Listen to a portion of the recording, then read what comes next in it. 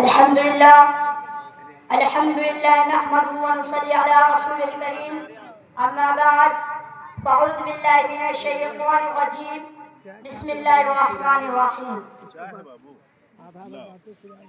وقال رسول الله صلى الله عليه وسلم خيركم من تعلم القرآن وعلمه اور كما قال علیہ الصلوۃ والسلام عجب نہیں کہ بدل دے اسے نگاہ تیری، عجب نہیں کہ بدل دے اسے نگاہ تیری، بلا رہی ہے تجھے ممکنات کی دنیا۔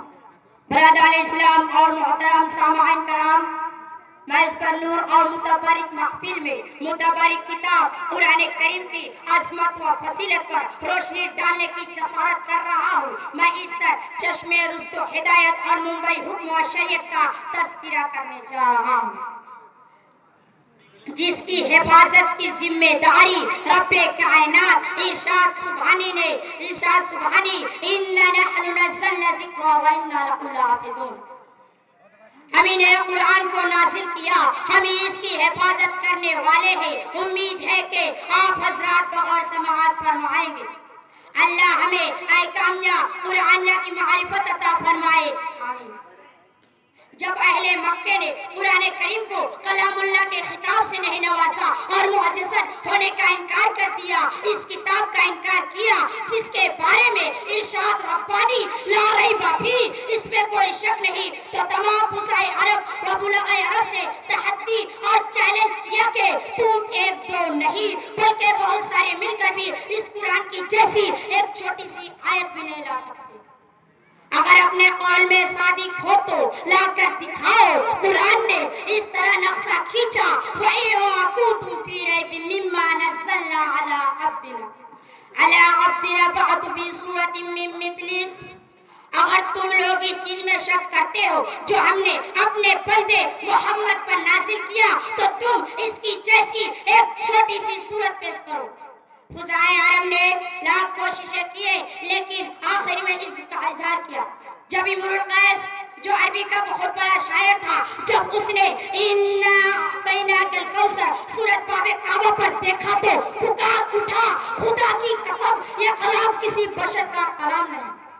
حضرات سامعین، آئے میں آپ حضرات کو عظمت قرآن سناتا ہوں۔ جب کسی آدمی کے بارے میں یہ اندازہ لگانا چاہا یا عاصی ہے یا نیک بخت ہے یا صادق ہے یا کاذب ہے تو اس کے متعلقین پر نظر ڈالے، اگر اس کے متعلقین بد ہے تو وہ شخص بھی بد۔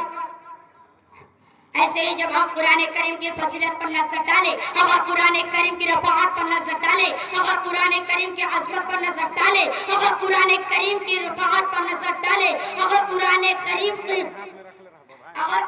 کریم کی رحمت پر نظر ڈالیں تو اس سے پہلے ہم قرآن کریم کے متعلقین پر نظر ڈالتے ہیں اور دیکھتے ہیں تو سب سے پہلے تعلق نظر آتا ہے۔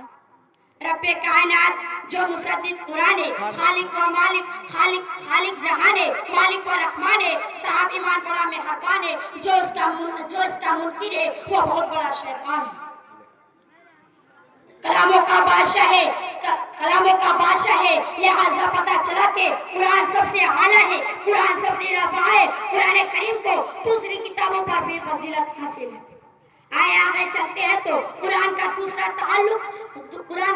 تعلق نظر آتا ہے وہ لوح محفوظ، جو ایک تختی ہے جو عرش کے اوپر ہے۔ غور کرے، جو عرش کے اوپر ہے، جس کی رفعت میں کیا شک ہو سکتی ہے، جس کی علویت میں کیا شک ہو سکتی ہے، جس کی رفعت میں کیا شک ہو سکتی ہے، جس کی عظمت میں کیا شک ہو سکتی ہے، جس کی فضیلت میں کیا شک ہو سکتی ہے۔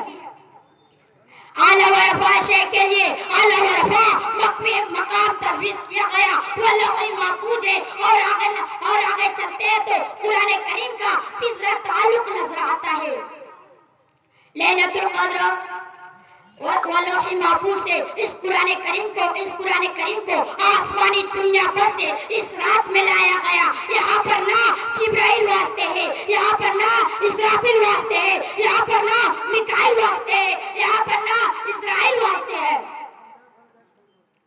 ایسی رات کا انتخاب کیا گیا جس کے بارے میں خود قرآن کریم کہتا ہے لیلۃ القدر خیر من الف شہر۔ یہ رات ہزاروں مہینوں سے بہتر ہے، لہذا معلوم ہوا کہ قرآن کریم کو زمانے کے اعتبار سے بھی فضیلت حاصل ہے۔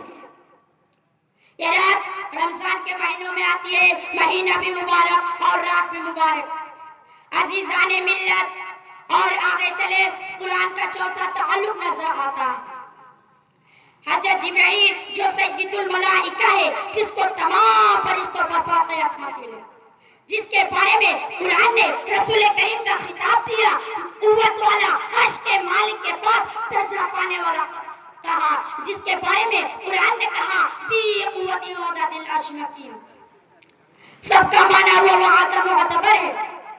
اس فرشتے کی فضیلت میں کوئی شک کر سکتا ہے؟ جس کو قرآن نے عزت والا قرار دیا، جس کو قرآن نے قوت والا قرار دیا، جس کو قرآن نے خدا کے بعد درجہ پانے والا قرار دیا، جس کو قرآن نے پیکر امانت قرار دیا۔